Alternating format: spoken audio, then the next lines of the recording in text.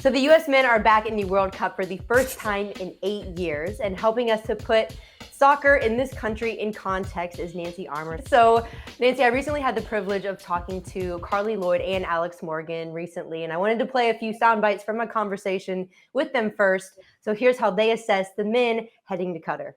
I think that the fans in this country is just really eager to support the men's team at the World Cup. It just wasn't the same last time around. I think that they got a really favorable draw.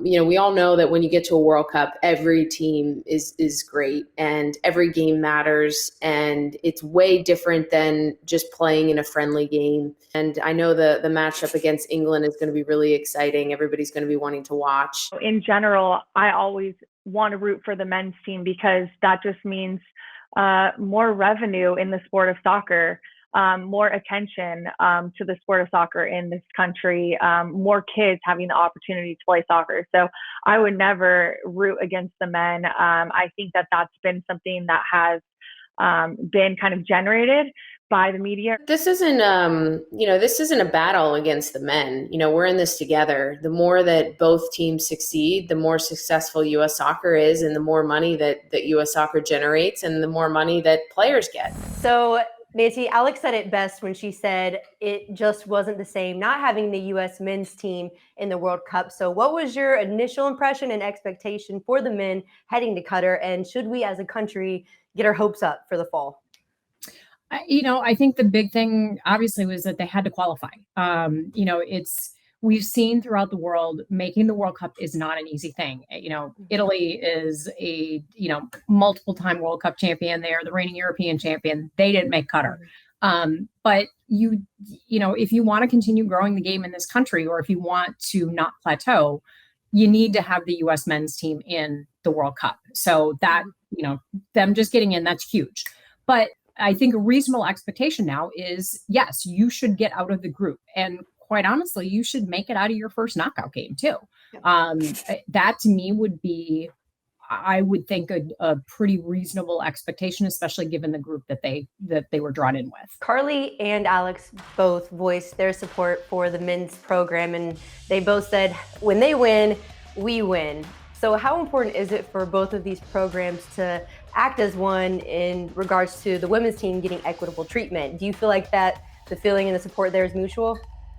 Yeah, I think it's important for a number of reasons. First of all, it's a recognition that the women have been successful and that they have been the more successful program on the world stage. And I think that the men have recognized that. I think there was a time that whether they just this wasn't a focus of theirs, they didn't really care. They were concerned about splitting prize money. I don't know what the reason was, but there wasn't seeming to be a whole lot of support for the women in the equal pay fight. But I think that Carli and Alex are right, that it is better for the game overall when both teams are successful and when both teams are supporting each other. You don't want to have this infighting. And honestly, after 4 years ago, it would behoove the men if they did do some revenue sharing, because they got nothing 4 years ago and the women won the World Cup again. Speaking of money, earlier this year, the U.S. women's national team reached a $24 million settlement with U.S. Soccer, barring a new CBA being reached. So here's what Carli and Alex had to say about the settlement. It was a huge sigh of relief, actually, not only a sigh of relief, like a scream on the top of my lungs at the highest mountain. I was so happy.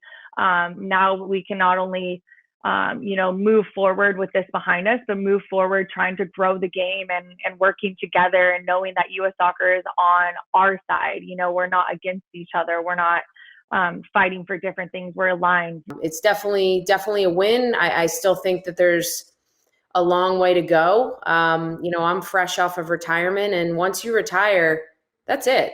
You hope that you've stashed enough money away to save for your future. But as far as picking up health benefits and all of that, that's all on us. So I do think that, I would love to see a pension come into play. I would love to see, health reimbursement for these types of situations, like the NFL have and leagues around the world. So Nancy, my question for you, Is the $24 million settlement a real win for U.S. women's national team? Because Carli mentioned there is still a fight to be had for pension for retired players, but what's next in this fight? I think it is a win. And I think even more important than the money, which is significant, is the fact that U.S. Soccer had to admit that it was wrong, or not had to admit, but in making this settlement and reaching this settlement, they acknowledged that they had underpaid the women. And that is huge because for years they have dragged their feet, and resisted mightily, almost to the point of being offended that anyone would suggest that they were not treating the women equitably. And so for them to acknowledge that, yeah, we did you wrong is a huge step. The big thing now is that US Soccer really needs to push FIFA for equity, because that's the big thing. For as underpaid as the women were, the U.S. women are treated the best out of any federation in the world. And there is still so much work to be done around the globe in terms of the women's game, just as it is pretty much in every sport. But FIFA really needs to step forward and start taking equity seriously and taking serious steps to address equity. And U.S. Soccer, as one of the co-hosts of the 2026 World Cup, can play a big role in that. Hey sports fans, if you want to watch more sports seriously, be sure to check out these clips right here. And make sure you're subscribed to the channel to see all the great content from us here at USA Today Sports.